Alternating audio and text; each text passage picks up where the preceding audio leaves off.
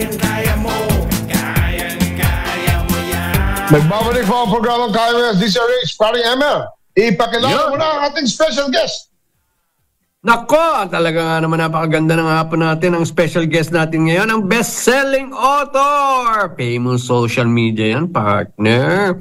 At host ng award-winning program, Chick Positive. Tatalakayin natin ngayon. Paano tayo lahat maging iponaryo?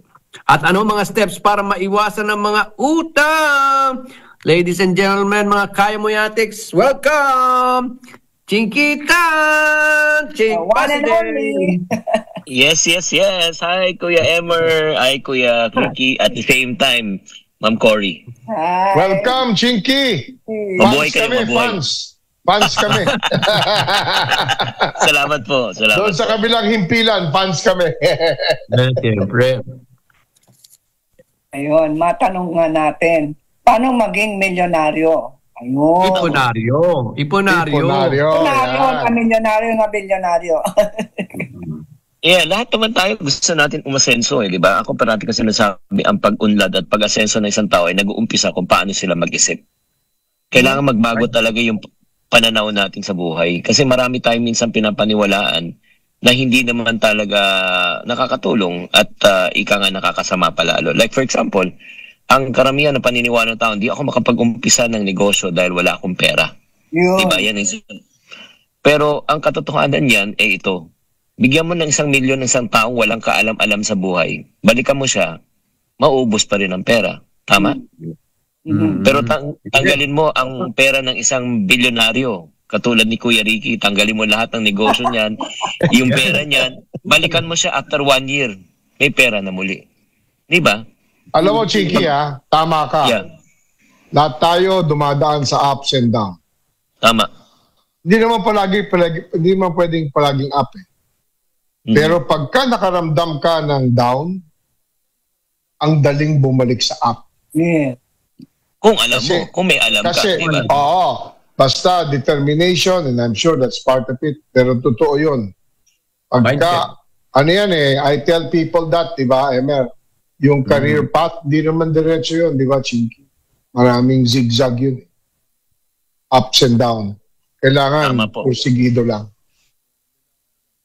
Ano mga do's and don'ts?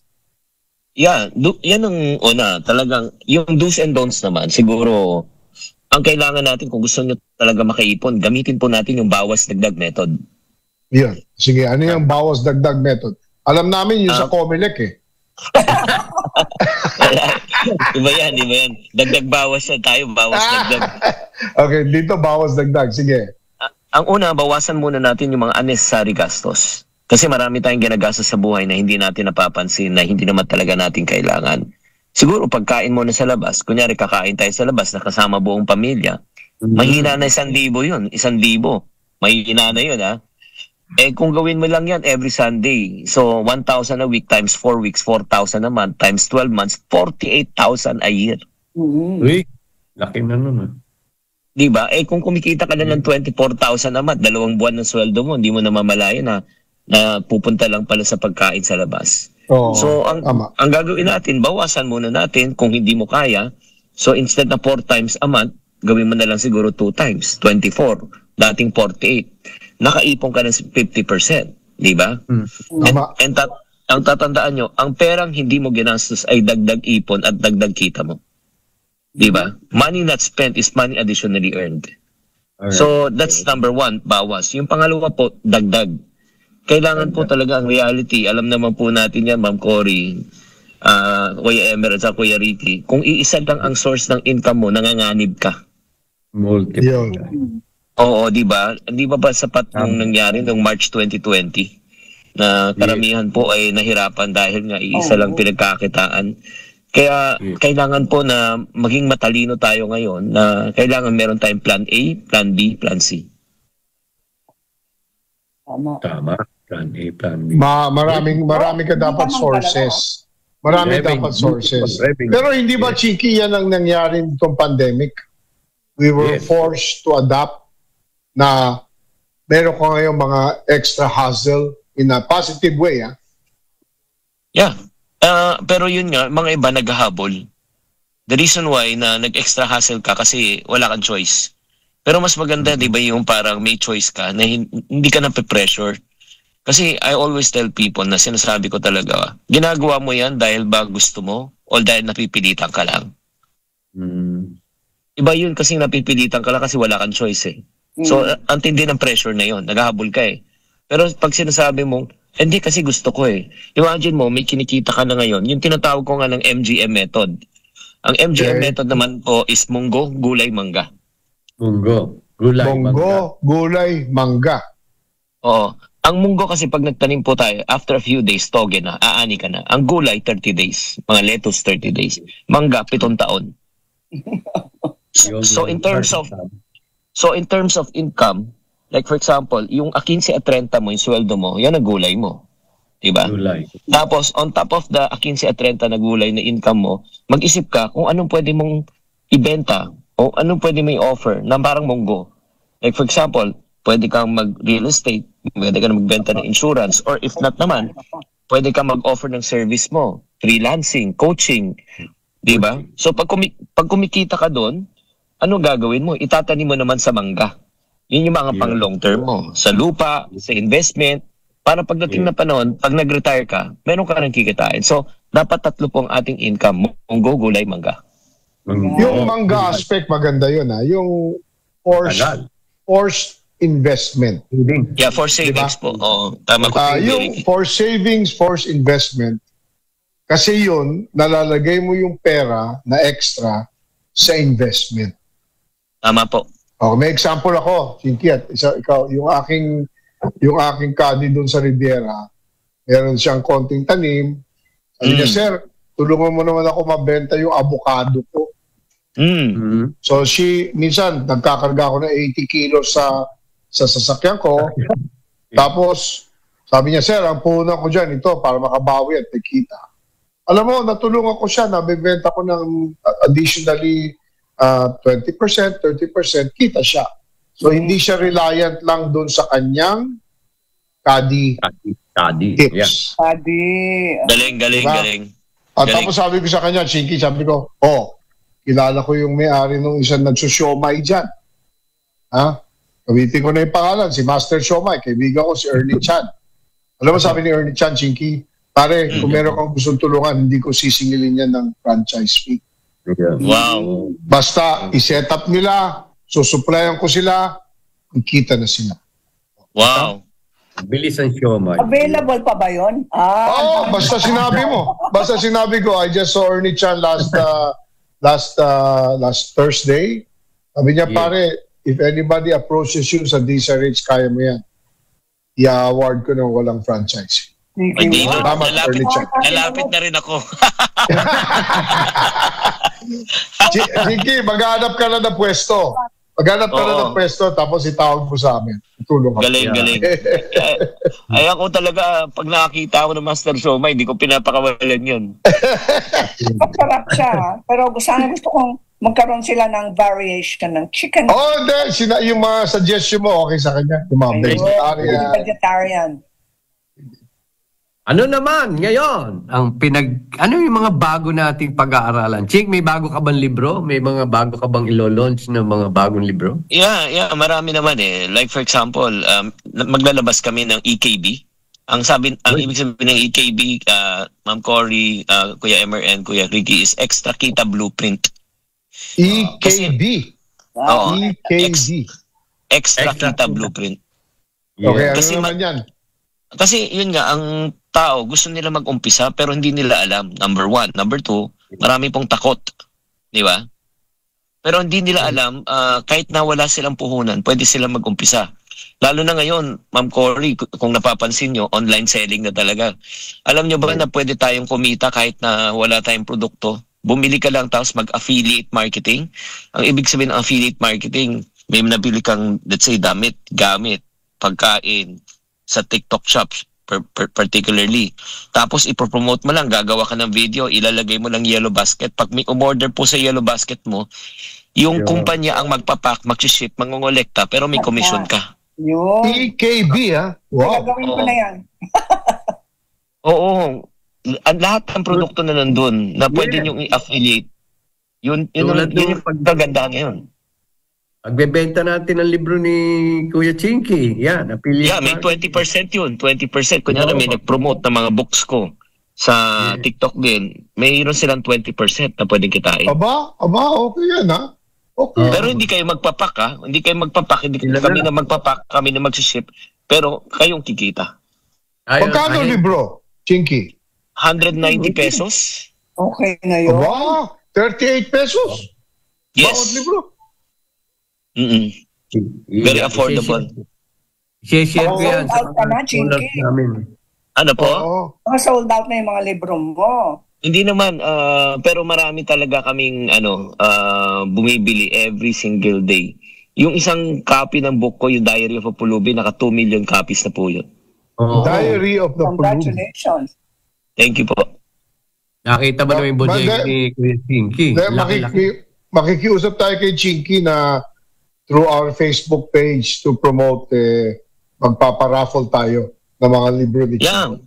Pwede ako magbigay.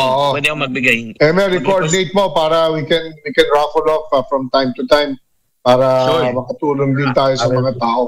Kasi lalo na ngayon, Chinky, no? Maraming tulungan. Nag-uusapan ngayon, Chinky, kasi online gambling, online kung ano-ano. I wish we had more effort to talk about online selling. Yo. Diba? Yung positive part of the online business. Diba? Yeah. Kasi ngayon, nasa gitna kayo ng controversy, yung mga e-platforms na nagsusupport sa online gambling, when in fact, the e-platforms are also benefiting a lot of people. Diba, Chinky? Opo. Yung ano lang yung nung time ng pandemic, naalala ko yung daughter ko gumagawa ng banana cake. Yo. Ako, nag-uwi ng banana mula sa Silang. Kasi magandang banana dun. Yun ang donasyon ko sa kanya. Gagawin niyang banana cake. O lahat, via sasabihin ko, GCash. Diba? Online. So, there's a positive to it and there's a negative. So, tama, because of what we learned during the pandemic, ang daling kumita ng mga bata ngayon. Sa totoo lang. Yeah. Diba, Totoo yun, Kuya Ricky. And not only that, na hindi natin masyado napapansin yung tinatawag na work from home at saka freelancing. Ang laki na opportunity ngayon. Kung marunong ka mag-video edit, kung marunong ka, let's say, magsulat, kung pwede ka maging social media manager, which ang dami ngayon. Like for example, wala na tayong choice. You should be already at social media. Pero kung hindi ka magaling, you can just hire people who can do it for you. So yun, sila kumikita rin sila. Nasa bahay lang. Diba? So hindi katulad ng dati, nung panahon natin, kailangan lumabas talaga tayo para mag-work. Lumabas tayo para magbenta. Pero ngayon, hindi na. Oo. Anong mga tips nyo para sa mga ating mga tagapakinig at saka mga manonood? Paano pwede silang mag-umpisa sa maging ipunaryo? Ang kailangan talaga, kung gusto na talaga mag-umpisa, magbago muna talaga kanilang financial mindset Kasi pag kayo, marami kasing gustong umasenso, pero ilan lang ang naniniwala na sila i-asenso. Maraming gustong yumaman, pero iilan talaga ang naniniwala na sila ay yayaman.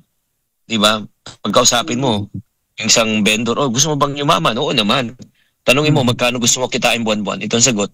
Yung sapat lang, makakain na 3 beses ang araw. Sabi ko, paano yayaman yun? Kasi yung way of thinking niya may limitasyon na talaga. Diba? Kaya kailangan talaga, una, magbago talaga ang pananaw ng tao. Diba? Like for example, yung pag-iipon, yung pagiging imponaryo, ay, ang hirap mag-ipon. Lit lang ang kita ko. Pero ito yung katotohanan, Kuya Ricky. Diba? Nung maliit ang kita na pagkakasya, minsan may sobra pa. Nung lumaki ng kita, nagkulang na, nagkautang pa. Yun. Diba? So, paano sa papaliwanag yun? Dating nung maliit pa yung sweldo, diba? Meron kang konting na itatabi. Nung lumaki na, wala na. Kasi nga, we always complain about pagtaas ng bilihin, inflation, but we never complain about lifestyle inflation. Yung lifestyle natin. Di naman kailangan. Wala ka ba, Chinky, sa piggy bank? Oo. Dapat may piggy bank. Yes, meron kami ginawa ng ipon box Imbis na ipon box naman ang tawag namin. Nasa loob ng karton. So, maghuhulog ka 20-20 tapos meron siyang pang sinishade, tinatantusan lang namin para kahit di bubuksan, makikita mo na kung magkano. Pag nabuo mo yung box niyo, yung challenge niyo, may 60,000 pesos ka. Oo. Yun. Galing. Pero pag dinala mo sa bangko, kailangan itali ng mabuti. Kailangan i-tape daw yun eh. Pwedeng dalhin lahat yan sa bangko. Hindi lang kasi bariya eh, may papel din eh. Nag-start sa 20, 50, 100, 200, 500, 1,000 pesos. Yun. So, padadalan ko rin kayo ng ipon box lahat. Sige nga. Yan. Maganda yan, maganda yan. Galing. Yeah, totoo lahat yan na you have to put aside for a rainy day. Diba? Totoo. You have to put Totoo. aside for an emergency. Hindi natin malalaman kung ano mangyayari. Kaya, sa tips mo, madalas, Chinky, ilang percent yun? Let's say, kumikita siya ng 30,000 a month. Ilang percent ang dapat na ilalagay sa ipon box? Magandang katanungan yan, no, Kuya Ricky. Alam mo, parang lang sa nag-weight yan eh. Kunyari, mag-exercise ka. Si Ma'am Cory ginagawa yan. Siguro, kung mag-uumpisa ka, hindi mo sabihin ko sa iyo, uy, kailangan mo na mag-50 pounds o 100 pounds. Siyempre, pag nag-uumpisa ka lang, mabigat masyado. So, ang tanong, anong kaya mo? Siguro start ka sa 5 pounds. From 5, pag lumakas ka na, 10. Pag lumakas ka na, 15. Ganon din sa pag-iipon. Walang tamang porsyento. Ang tanong, kung anong kaya mo ngayon. Kung kaya mo ng 5%, doon ka mag-umpisa. Pag nasanay ka na sa 10, pag sa 10, 15, 20, pataas ng pataas. Dapat habang tumataas ang kita, tumataas din yung pag-iipon mo. Alam mo, meron akong personal success. Alam ni Emer ito. Yes. I stopped drinking since January 1. Alcohol, Chinky. Very good. O meron ka na. Ang laki na naipon kong pera. Magkano per day ba ang nagagastos mo dati? Hindi naman per day. Pero yung after golf, malaki yun.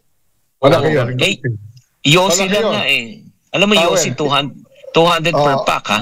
Eh kung 200 per pack, nakaka 1 pack ka, that's 6,000. In a month, times 12 months, 72,000 a year. Hindi, sabihin na rin natin, ang naiiwasan ko yung Pilsen. Magkano ngayon ang Pilsen, di ba? Usually, in a week or in a week, maybe 6 to 10 bottles. Nawala yun, boss. Ito pa maganda. I lost 10 pounds in 7 months. Wow. Chinky. From Galing. 20, I lost 10 pounds. I woke up January 31, I was down by 10 pounds. Ang target ko, September. Kasi sabi ng doktor, 1 pound a month. O di October. I lost it in 7 months. How much did I save in terms of money? Do the math. How much is a bottle of Pilsen? Good job. Nakapag-ipon ka pa rin, partner. Hindi, tsaka I feel Pag-iwas ka sa healthier. hospital bills. I feel healthier. Diba? Kasi palagi kami nakikinig ni Emer kay Cory. We feel healthier. Yun ang kagandahan. So may connection yan. May connection yun. Tama si Chinky. Yung feeling good, putting money aside, feel healthier, lose weight, diba? May connection lahat yan. Well, alam mo, busy-busy si Chinky. Nagpapasalamat kay Chinky dahil nabigyan tayo ng oras. Chinky, your parting words, golden words of wisdom sa ating listeners, televiewers, sa YouTube, sa Facebook, sa lahat ng cable stations ng DCRH. Go ahead. Yeah, maraming salamat sa taga DCRH. Maraming salamat Ma'am Cory, Kuya Emer, at the same time Kuya Ricky, sa malaking karangalan na makadaupang palad kayo at makasama kayo ngayon. Ako parati ko sinasabi, mawala na lahat, wag na mawala ng pag-asa. Dahil kung may pag-asa ka, may kapangyarihan ka na lumaban sa buhay. Pero kung nawawalan ka na talaga ng pag-asa, ang hirap na lumaban sa buhay. Kaya nga, bago tayo magpaalam, Kuya Ricky, papaalala ko lang sa'yo, si Master Siomay. Okay? Tatawagan kita.